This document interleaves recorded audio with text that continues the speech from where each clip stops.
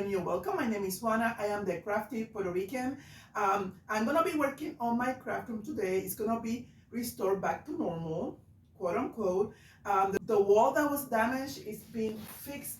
All the pipes are fixed. Everything is painted back to normal. I placed back this right here, which stores all my hoops and stuff like that. So I'm gonna be working on this today. I'm supposed to be completing some sublimation items, and I plan to include maybe something on the video, depending on how long this takes me to restore. It looks messy. It should not take that long. I started working on that part over there. I'm gonna be moving the camera around and show you, and I have to be working on this part over here. They needed to be working on the furnace back to back, on the water heater and everything. So this place was a mess because the doors that opens to that area are behind my craft room. The floor still to be worked on. I'm waiting for the insurance adjuster. They're gonna come and do the estimates on how much they're gonna cover from the floors. But in the meantime, it's dry. I can work in here, and I've been missing my craft room a lot. I've been working on my dining room table to do some stuff, but I need my space. So I'm gonna be showing some clips on the area that I'm gonna be working with. And yeah, so come with me and give me some support on restoring my place back to normal, okay? So let's move things around. Okay, so this right here, I already worked on. I'm gonna move around. Right here, I started working on this part right here. That way I can easily work with my embroidery machine. So this area right here needs to be worked on. It's a big mess. I'm gonna be moving the camera. Sorry people, I just wanted to show you how it looks like. This part right here, the floors have stuff in it, you see, and all this needs to be put back together again. All right, this is not that difficult. It just takes time and motivation, because when they finished working on it, yesterday was a Saturday, I didn't want to come down here and start. It was a whole mess. And for those who have been following me, you know, guys, that I am very, very organized. Even when I'm working on my projects and stuff, I don't like messes around me. That's the way I've been all my life. And so this to me is a little bit, you know, a lot to do. So the first thing I'm gonna do is place the hooks on that metal board on the wall so that I can hang my hoops. All right. So guys, let's get started. I need to find them.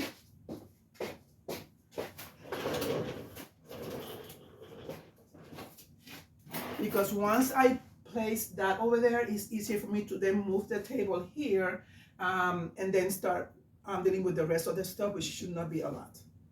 So these are the hooks in here, and I need to remember where they were. My husband needs to replace another screw. He missed a screw here. So yeah, he probably didn't see it, but this screw needs to be placed back there, even though I think this is enough, you know. So I'm gonna hang things randomly, and then I'm gonna move them around because I really don't remember how I did these, people. Okay, let me see if the camera is gonna get my shot, because I've been moving the camera around, and I want you to see. Yeah, you should be able to see me. If you see the clock on the wall, you can see me. All right, so I'm gonna try to do this more or less the way I think it was. I don't remember. I took them off, and then, you know. The most important ones are the ones that are gonna hold the hoops, especially the mighty hoops, which they are very heavy. And I have this long one here, so I'm gonna place this one here, because this one is gonna hold the mighty hoops better, because they're longer. And like I said, I'm gonna place them randomly, and then I figure it out, because unless I see what I'm hanging, I cannot tell where I have this stuff. So let me bring my patterns here. All these are files with sewing patterns. So I'm gonna place this here, because this is gonna give me like a frame of where to place the stuff. And I'm not gonna work on the order right now. I just wanna see. Oh, so yeah. Let's switch this. I have more of these longer ones. Let me see if I can find them because those hold more. I bought the short ones first and then I ordered a box of those over there. So I'm gonna go ahead and, sorry that I'm showing you my back, but I'm gonna move the camera around a little bit. I know I have, there we go. I'm gonna use these long ones for now. That's what I'm gonna do. Yeah. So let me move the camera so that you can have a better view this way. And that way I don't feel like I'm giving my back to you. Okay? Yeah, that's better. Okay. So, yeah, these longers are better. All right. So,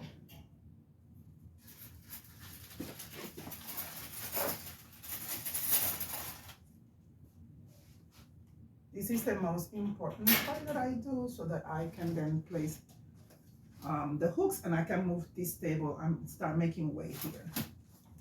All right.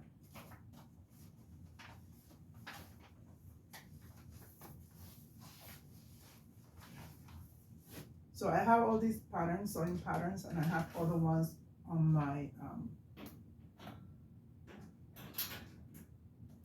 computer saved. There are digital, but these ones are the ones that I bought the actual pattern and I printed them out. Some of them I have worked on, some of them I haven't, because I've been concentrating more on other stuff other than sewing, but I love sewing. That was my first love. Okay. Started sewing when I was about 11, 12. Yeah. That's the age that I got my first sewing machine. Yes. So part of this video, I'm gonna put it on fast forward because otherwise we'll be here a while and I want to start doing other stuff. So, okay, based on the height of that, this is an empty one. Then I know more or less where to place the other stuff. So now I'm gonna bring my hooks.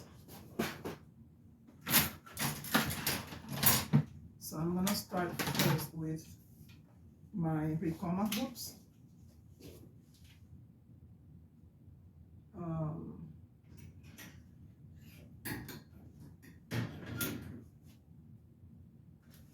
I think I need to move this over a little bit.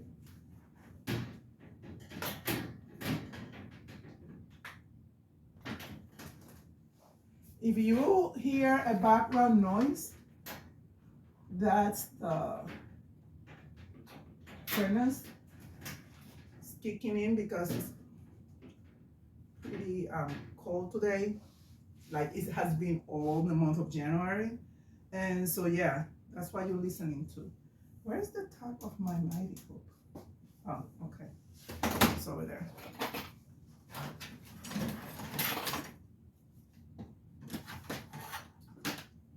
I have another unit like this that I'm gonna plan to place on that wall over there, and I'm gonna be moving some of my stabilizers over there because it's easy for me to reach. And my husband's supposed to be working on that sometime today, he promised. So let's see if he works on it, because that way I can liberate this place in here. I don't plan to put them in here because I know I'm gonna move them to that wall over there.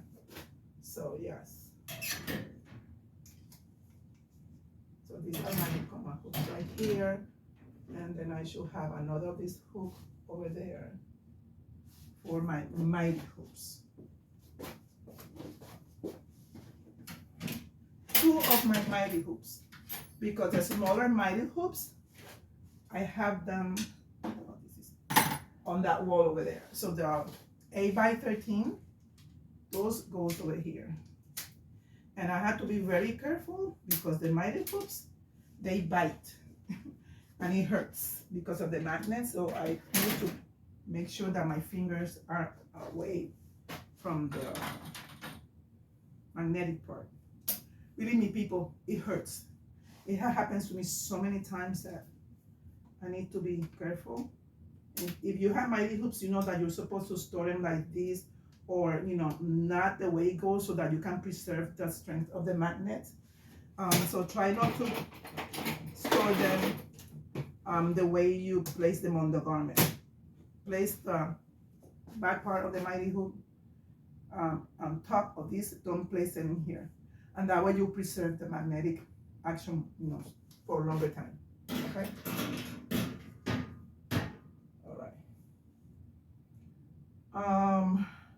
Like I said, people, I don't remember how I went, but that's more or less what I'm trying to do right now. And I should place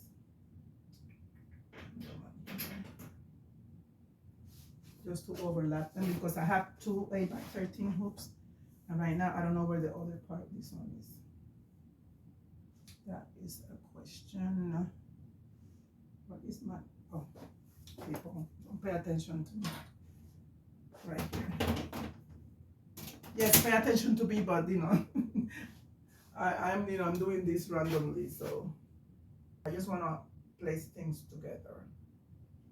Okay, so I think that's the way it's gonna be, and I'm gonna be placing, and I know I know this was not the way I did it, because I had some stabilizers in here, so I'm gonna move it up.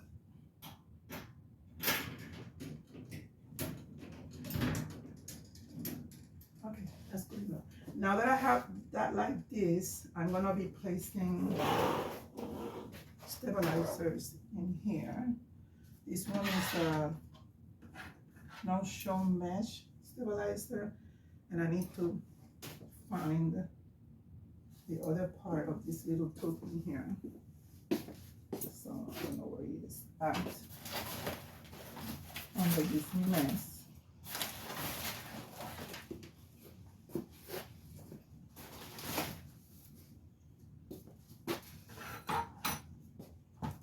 It's another part that looks like this, and I don't know where it is. It must be on the floor somewhere. So I'm gonna just be using this one.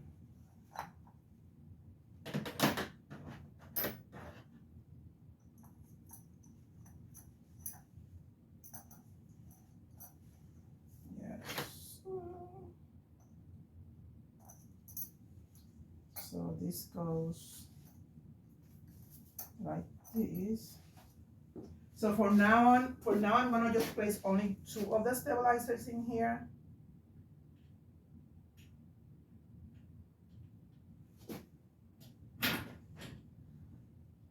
Yes, and then the other ones are gonna be on the new place. I'm not gonna place the other one. I have a whole bunch like this one, this big mama here, this other one here, and this other one.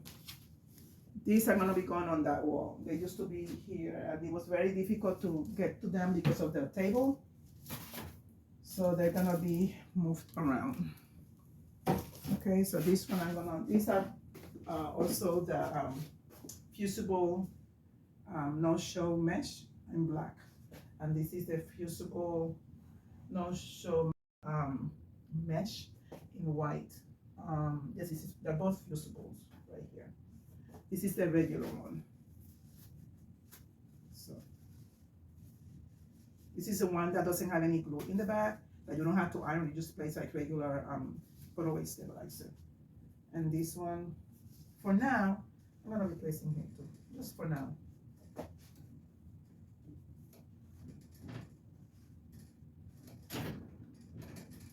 I'm just gonna put it there just for now. Okay, so now I think I can move the table back there.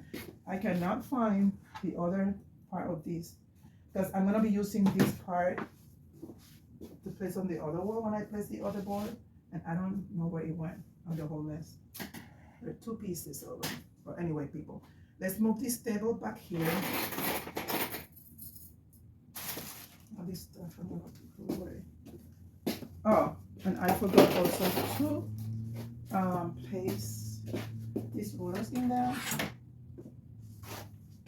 These are metal rulers, and these are okay to go here.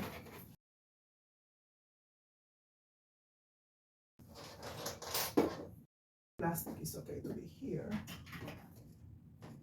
It makes no sense. But there you go. Go here. This don't go here. Like I said, people, this is not the way I had it. But for now, it's gonna have to do because I don't know. And this one is metal. So this one I'm gonna place here for now.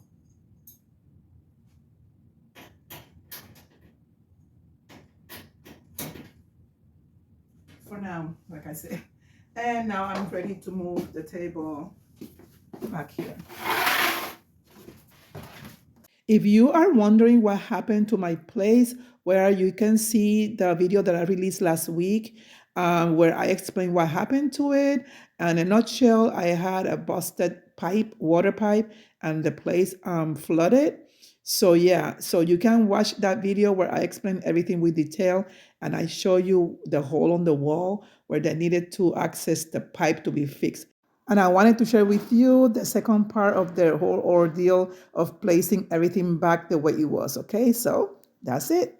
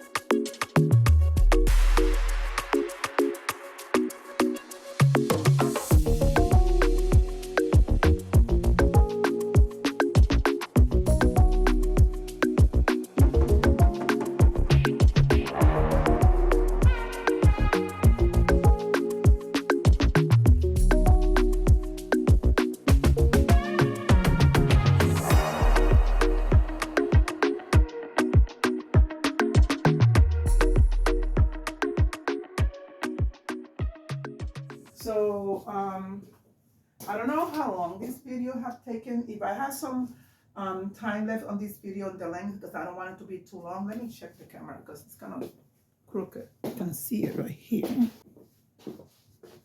It's better now, yeah. So anyway, depending on how long this video took, this part of the video, if I have some time left, because I don't want to make this too long, I'm going to include some sublimation on it because I really need to finish these things. And I'm just going to show an example of 2 mugs, and if I have time, I do the shirts also, but all depends on how long this video is taking, okay? But the room is back to normal, quote unquote. So I have some areas that I need to clean up more. I need to sweep the floors and place some stuff that I don't know where I got them from that were in the room and I don't know where to put them. But once I figure that out, I'm going to move you to the section of the sublimation if I have the time. If I notice that the video have taken too long, then you'll see me back here in a little bit, okay? See ya.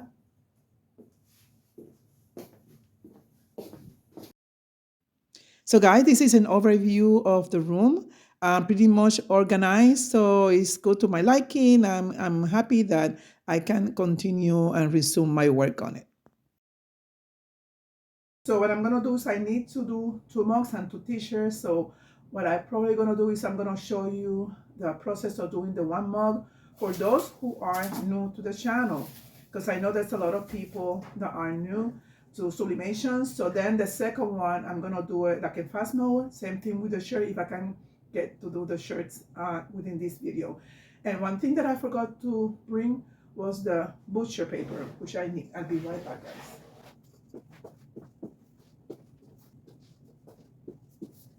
So this is the butcher paper that we use for sublimation. All sublimation projects requires butcher paper. So I need to cut 2 pieces for the mug and 4 pieces for the shirts, because the shirt requires 2 large pieces each.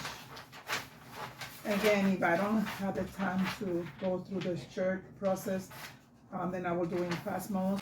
And if you want to learn more about sublimation, I have lots of video on it that you can go back to my video library and check them out, including how to set up your regular printer to sublimation. It needs to be, you need to use an eco tank to do that. So I have a video that explains that as well.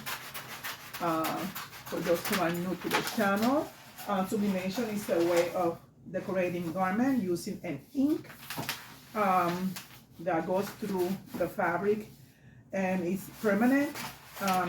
In order for you to have 100% success, you need to have a 100% polyester shirt or garment or substrate. It needs to be made for sublimation, like cups and mugs and all sorts of things. Those need to be treated for sublimation. When it comes to the garment, like a shirt or t-shirt or hoodie, it needs to be polyester. And for best result, it needs to be 100%. I would say not to me, no less than 90%, because I've tried below and the quality is okay, but it's not perfect, okay? So let me do this. I should have 4 pieces. This is 3. This is for the shirt now, okay? For the shirt, you need to put one in between the layers of the shirt and one on top of the shirt to protect your equipment, because that ink rises with heat and gets stuck to your equipment and hard to remove. It might mess up your equipment. So you want to protect your equipment by covering the top of the garment, okay? So I have this ready, and I forgot the mugs. Okay, I'm just gonna cut a big piece and then I trim it later. I will trim it later.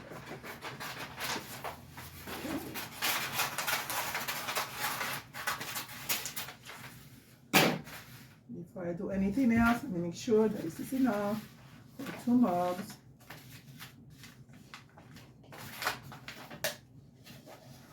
And this is enough for 2 mugs. Okay.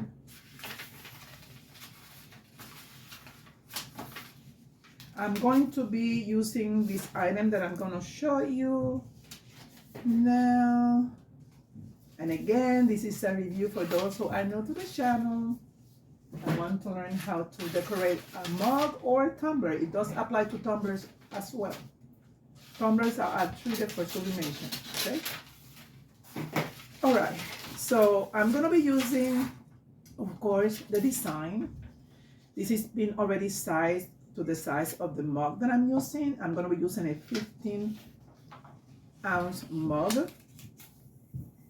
And this is perfect for that, as well as this one right here. I already printed it, and again, I print this using my Epson 15,000 Eco Tank, which I converted it to sublimation. I have a video that explains everything step by step, and also you can check out all the other videos that are on YouTube that tells you how to do it. It's very simple. All you have to do, instead of using your regular ink that comes with the printer, you're going to be using sublimation ink. Sublimation ink you can get at Amazon. So I use Cosmos ink, and the ink for sublimation lasts for a long time. People, a long time, okay? So that's that. I already pre-printed also the designs that I'm going to be using on the shirt. Did not include it on the video because, again, I don't want to do the process too lengthy for you to watch, okay? So this is a cup holder. Not mandatory, but it helps a lot because all you have to do is place the mug here, and it helps you how to position the design around. I'm going to be using a sticky roller. I call it sticky roller. This is to clean the mug from all the debris that has any dust, any dirt. You might not see the dust or the dirt, but sometimes it's there, especially when they store these mugs on the store for a long time. It accumulates dirt. If you leave the dirt on the mug, believe me, you're gonna see the result on the sublimation because it's gonna appear spots, blue spots all over the place. So you wanna make sure that everything is clean. Like I said, even though you don't see it, people, go ahead and clean the mug, okay? And I'm gonna repeat this, the same thing with this one. You can also use alcohol. Alcohol is very accepted for this. It does the same job. So sometimes I use alcohol, sometimes I don't. I prefer this method as opposed to the alcohol method, okay? Because it's faster. It's right there. I'm lazy. I don't want to move and get my alcohol. That's all. But use alcohol with a piece of cloth that doesn't shed.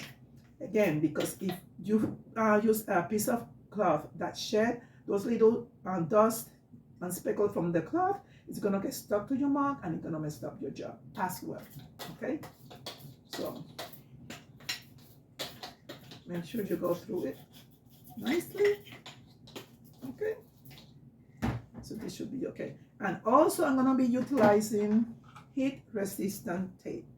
This is a must to have. You cannot use regular tape for sublimation. No matter what kind of thing you're doing on sublimation, mugs, tumblers, shirts, whatever, that you're gonna be needing tape, don't use regular tape because it's gonna melt. This one is heat resistant tape. And I use a squeegee just to, go around the tape. Not necessary. Usually I use this mostly for tumblers, but I decided to show it, because it came with the kit and it's cute. So, but yeah. And the first thing I'm gonna do now that I clean the mug, I'm going to position the mug this way. I was gonna do a close-up, but I decided to do it this way so that you can see me doing the explanation better. I have some other videos about the same content that I do in a very, very close-in shot, but I'm gonna leave it that way. I'm gonna show you how I do it. You're gonna get your sublimation. And one thing that I did not clarify earlier, when you are working with your designs in sublimation, whatever software you use, I use Silhouette Studio, also Canvas, Cricut. Either one that you use, you have to make sure that you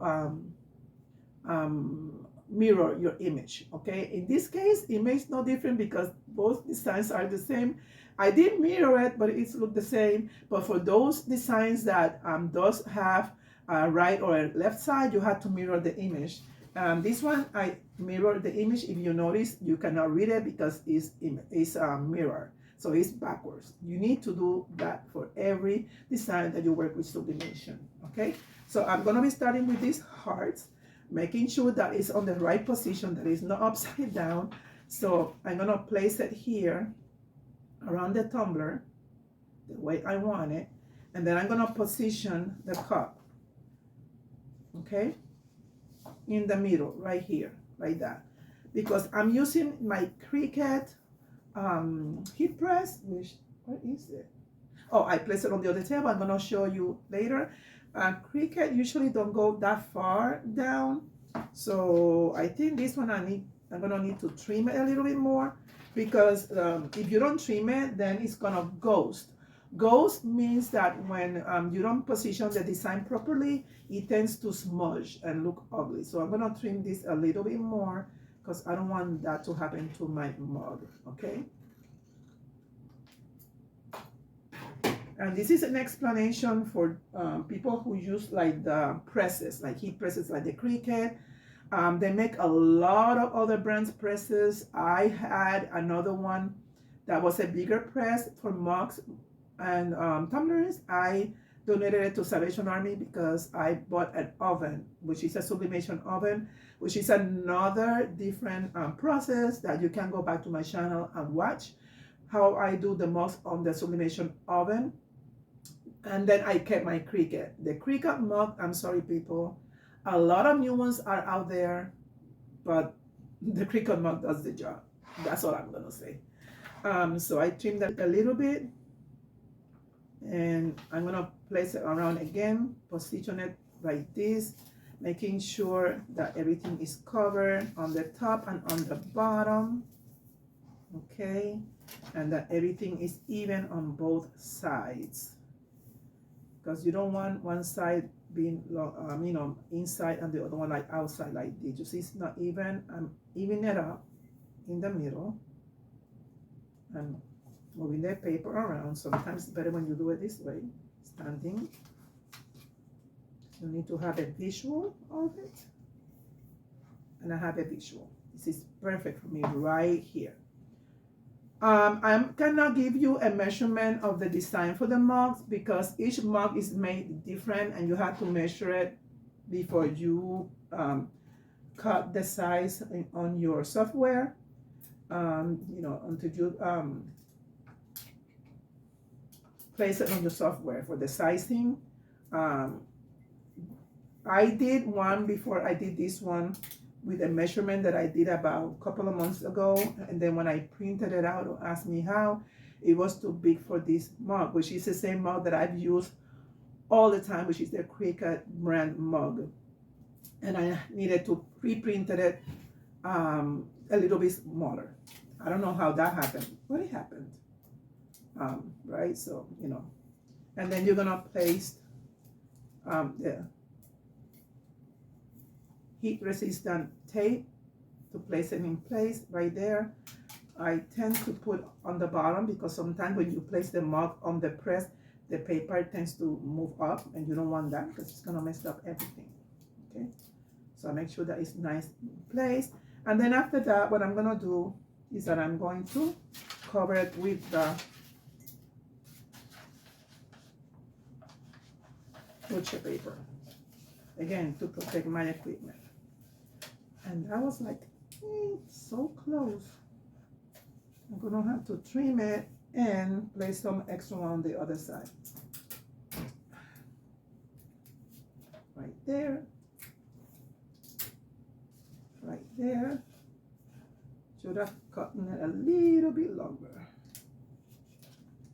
But I think this is okay. This is good. Then I'm gonna trim the excess. You don't have to. I just been picky, that's all. You don't have to. Okay. Just in case, I'm gonna put a little more of the butcher paper in here.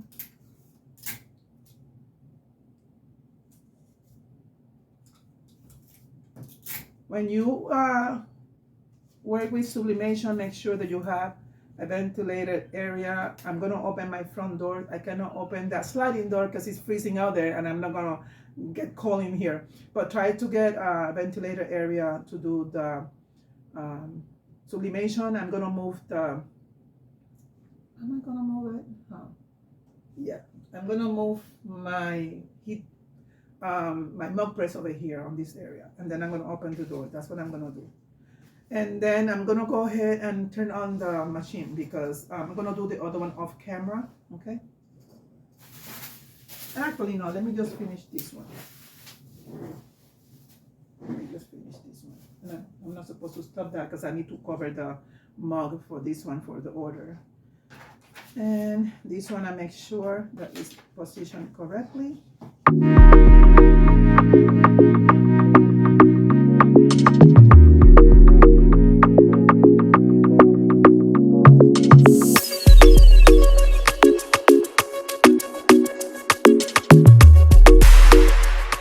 Okay, so that's done. So I'm gonna cut the video here. I'm gonna bring the Cricut mug press here, and then we're gonna start with the pressing process. All right, see you in a little bit, people.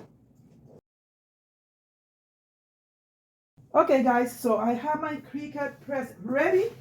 For those who are new to sublimation and you don't know what Cricut press or a mug press is, this is a Cricut brand mug press, had it forever. You don't have to do any settings of temperature or time. The machine does everything by itself. Right now, the button right here that I press is orange.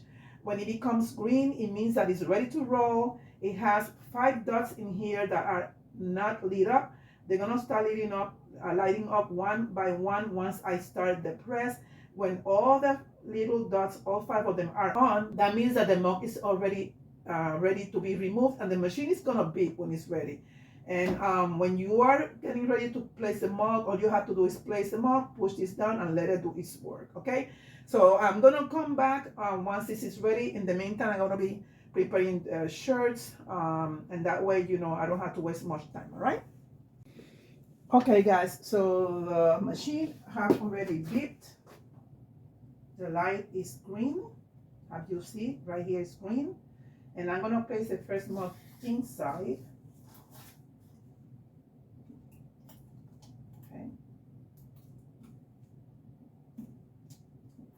See how it gets stuck in this? You have to be very careful because you don't want your sublimation paper to move. That's why you have to secure it with enough tape so it doesn't move. Just wiggle it in. It gets hot in the inside. When this is ready to go, I'm gonna go ahead and close it. Okay, and the mug press does not hit the handle. So you don't necessarily need a glove to lift it up because this part stays cool all the time. What it gets hot is the around part of it. So I'm gonna bring this pad in here. It's a heat pad to place them in here once they cool down. It takes about, I would say, a couple of minutes. So I'm gonna fast forward this, and I'm gonna go ahead and continue getting the shirts ready, okay? Hey guys, if you hear the press is ready to roll, so I'm coming to turn it off. You lift it up. Make sure you only touch this part, it's cool. And I'm gonna place it here to rest, okay? And now I'm gonna place the second one. I'm gonna do the same process. Mind you that this thing is hot on the sides, okay? This is lifting up. I don't want this to lift up. I'm gonna put it right here. And then I'm gonna close it. And it's gonna start all over, okay? So see you when this one is done, okay? So this one still have 1 dot to be stop flashing. If you notice the flashes, this is what I meant by the flashes. I hope I'm not blocking you. It's on the last one right here. Okay, so in the meantime, hopefully this one is cool enough. But I'm going to attempt to take off the paper because this is ceramic and it takes a while for it to cool down, okay? So that's done.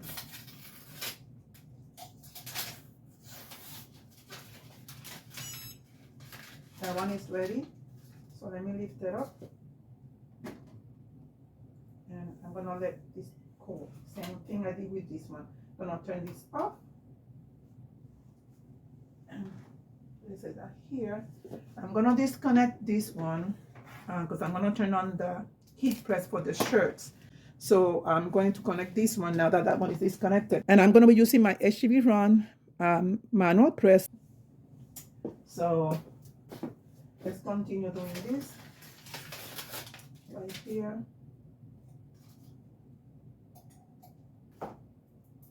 This one's still hot because the liver is still hot. So I'm glad that I'm using the glove for this. The handle, like I explained before, it doesn't get heated, but the rest of the mug is very hot. So what I'm doing is that I'm removing the tape, or attempting to remove the tape.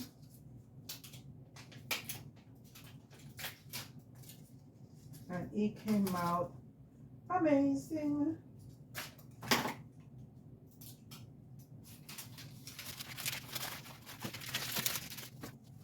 Look at this beauty. This is a 3D puff effect on the mug. Let me see if I can get closer to the camera, even though I'm gonna do a close-up later. I'm way off. Look at how pretty. It's a 3D puff effect. Perfect in the corners. No ghosting or anything like that. Beautiful, beautiful colors. Love. Nice. Okay, so let me go ahead and do the other one. But before I do this, let me set up the heat press. I'll be right back, okay? Okay, so I started heating up the heat press for the shirts. And I'm going to remove this one right here. Let me put on the glove again because that one must be very hot because we just took it out of the press.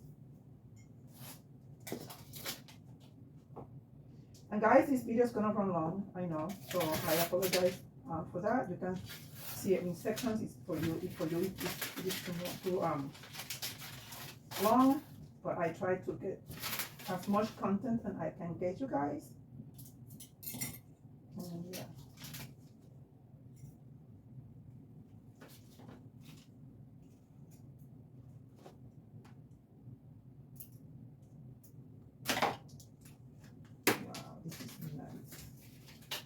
Very, very, very nice. Wow. I'm liking it, people. I like it. Whoops. That was my weeding tool that fell on the floor. I use it to remove the tape when the mug is too hot. People, look at this. Look this beauty of a mug. Oh my God, you're not looking at it. It's so off. Let me see. Look at the edges. Perfect line, people. Look at this 3D puff again effect. It's a 3D puff effect. Look at the other side. It's perfect. Oh my God, I'm off. Hold on. You see it, people? This way. You see it? How perfect it's at the end? Look at these, people.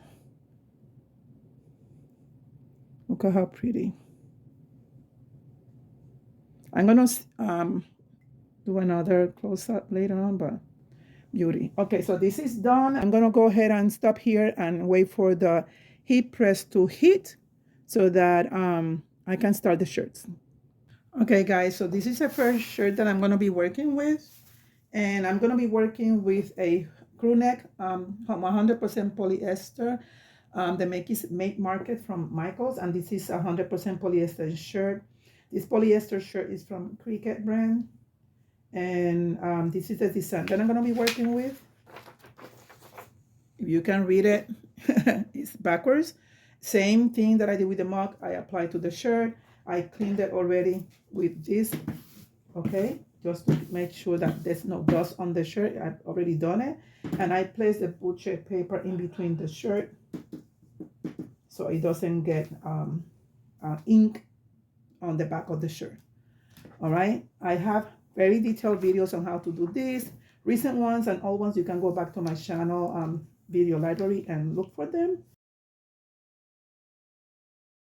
So I'm gonna measure to make sure, actually I prefer this ruler better, to make sure that it's more or less centered. It doesn't have to be perfect, but you know, this is 5 3/4. This is, wow, I cannot believe I did it on the first shot. I'm not gonna even question it. I'm gonna just tape it, and we're gonna be using heat resistant tape, same thing that we use for the mugs. Okay, the press is already set up. I'm going to use my HTVRONT new press, the one that is a manual press.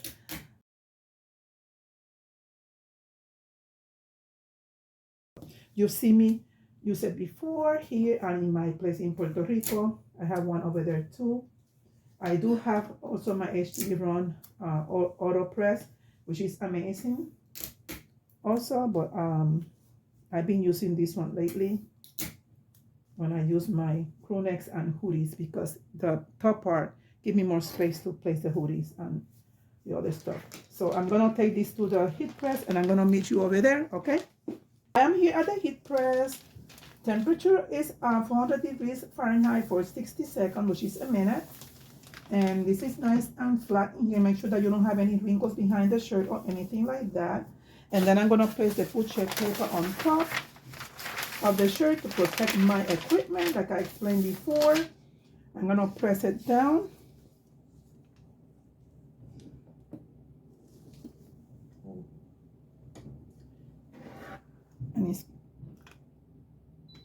And it's already counting back, okay?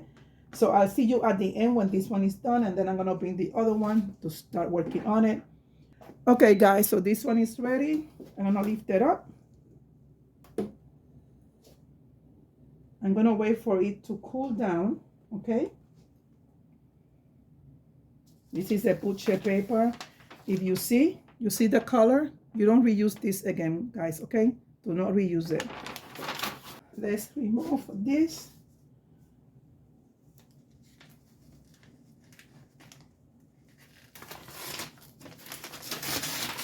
Oh wow, this came out amazing. Look guys, nice, nice, nice, very, very nice.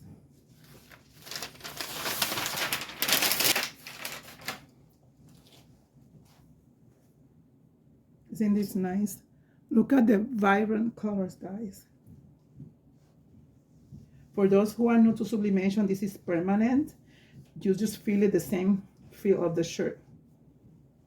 Okay, so I'm gonna go ahead and do the crew neck right now.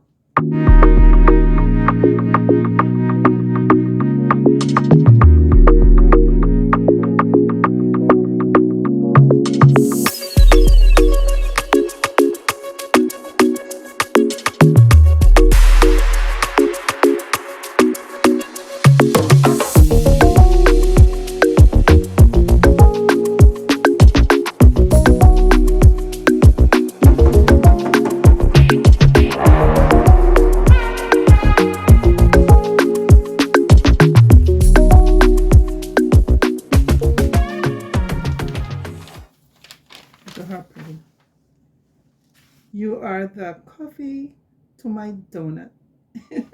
That is so cute. It came out so amazing.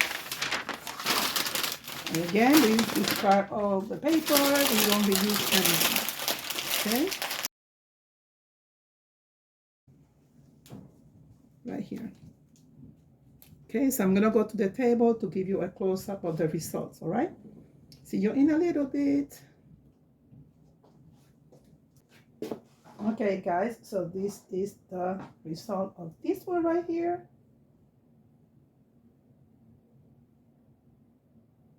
Nice and vibrant colors.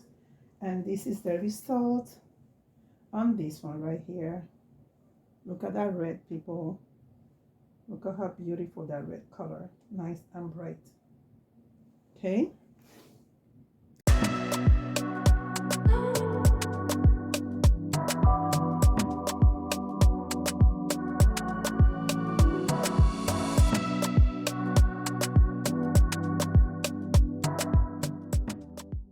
guys, thank you for spending this time with me. And if you're new to the channel and you want to know what happened before you saw this part of me restoring the room again, I have a video before this one that explained all the situation with the broken pipe and all the flooding that I have in this place.